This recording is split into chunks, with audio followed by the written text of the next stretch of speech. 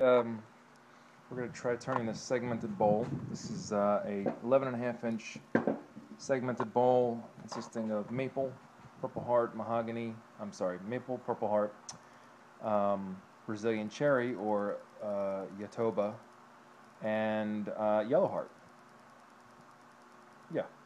So I just got these last week. These are jaw extensions. I got these from PSI, Penn State Industries.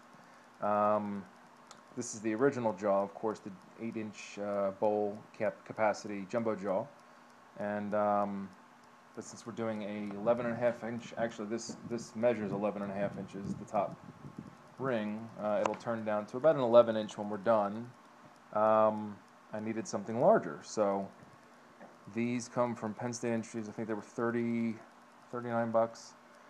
They basically bolt onto the other jaws, and then that way I can turn my tenon, or in this case I'm actually going to turn the recess for the bottom of that bowl, and then we'll flip it over, put it in the compression chuck and the expansion chuck, I should say, and then turn the inside of the bowl. So we'll start with this, and I'll take you through the process. Rounding it out a little bit, centering it up here, doing the outside. It's slow going because they don't want you to go any higher than 600 RPM with this very large extra set of jumbo jaws on here, which, by the way, incidentally, are made out of like this heavy industrial plastic. But the reviews were pretty interesting. So one guy said it was so tough it dulled his bandsaw blade when he was trimming it down, because you can trim it to the size you want. However, since my wonderful Harbor Freight lathe has a swinging head, I'm not limited by the bed, which is would be a 12-inch, just at a 12-inch bowl, which is pretty much what this is, about 11 3/4 starting out. But obviously these wings are hanging out a little farther,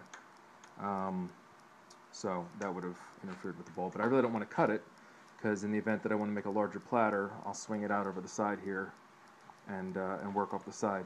The only problem I'm finding right now is just, my limitations of my my wonderful Harbor Freight lathe,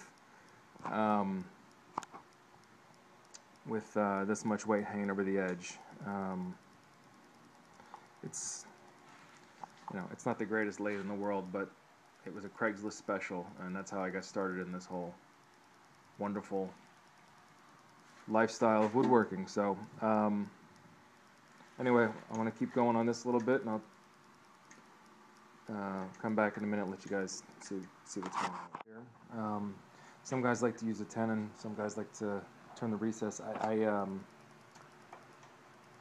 For me, I just like doing the recess. I don't know, I do. Anyway, so kind of started turning this down a little bit. I'll switch out the chuck. Now I've got the 11.5-inch bowl mounted up on the expansion jaws on my Penn State Industries chuck, and you'll notice right here,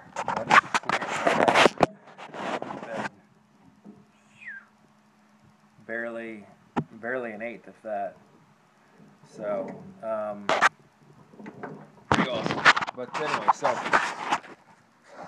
figure we would look at my wonderful lathe while we're here. The tool rest.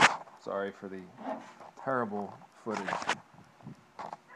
I'm usually one of those guys screaming when people don't know how to videotape on YouTube, so you can now yell at me. However, back to the matter at hand. This is the wonderful tool rest that comes with the Harbor Freight setup. I hate this thing, so I had this gentleman make me one back when I started doing pens, a couple months back when I started doing all this stuff. I've only been doing this a few months, but this was way too big for pens, obviously, so I had a local guy make me this, which doesn't fit well in here, however, fits perfectly in here. Go figure. Again, Harbor Freight. This hole should really be the same size as this hole so that this fits this and this, whatever. Anyway, so this works great for you know, nice tight areas, but you know, to reach in there, since I don't have an S hook yet, I have to use this long extension, which I don't really like because it vibrates and all that. So one of my investments at some point will be a S hook to get inside that bowl nice and easy. But in the meantime, I got to make do with what I got, and what I got is Harbor Freight. I pretty much just jumped right to the end here on this one. So this is the finished bowl. It is maple yellow heart. As I said earlier, the Brazilian cherry and purple heart. And I kind of matched that in the bottom with the starburst rings there, or I should say the veneers coming out from a purple heart center. So that is the second plug I've ever done, and the second veneering in the bottom I've ever done. So I think it looks all right. Came out pretty good. It's about 11 inches by, I'm thinking 5.5, something like that. I had to trim a little bit off the top there. You can see it's just a little bit different. I was getting a lot of chatter and a lot of vibration, so if anybody's got any tips out there, that would be great. On these bigger bowls, this is only my second biggest bowl I've ever done. When I get up to this point, it really vibrates quite a bit, and a lot of chatter, and then what happens is it gets all chipped up out here. My tools are sharp. I have brand new blades on my Easy Wood tools. What happens is it starts chattering up out here pretty bad, so I had to keep working it to get this smooth again. And as you can see, I lost a little bit of depth on this one compared to this one. It's not the end of the world, but who knows? This is going into a charity auction for breast cancer awareness. I think I mentioned that earlier, but anyway, so there's the bottom. I'm going to finish this up. I've actually sanded it and put one coat of salad bowl oil on it, and actually went back and saw some things. So I've done a little patchwork in some of these little corners where the chatter was beating me up pretty good, and I got some yellow heart sanding dust and some glue, and just fingered it in there to just kind of fill those in, and now I'm going back and sanding it again. I'll put another couple of coats on here, and then I'll flip it over, turn down the bottom using my jumbo jaws that I showed you earlier, and then this sucker will be done and ready to go raise money for cancer. So, all right.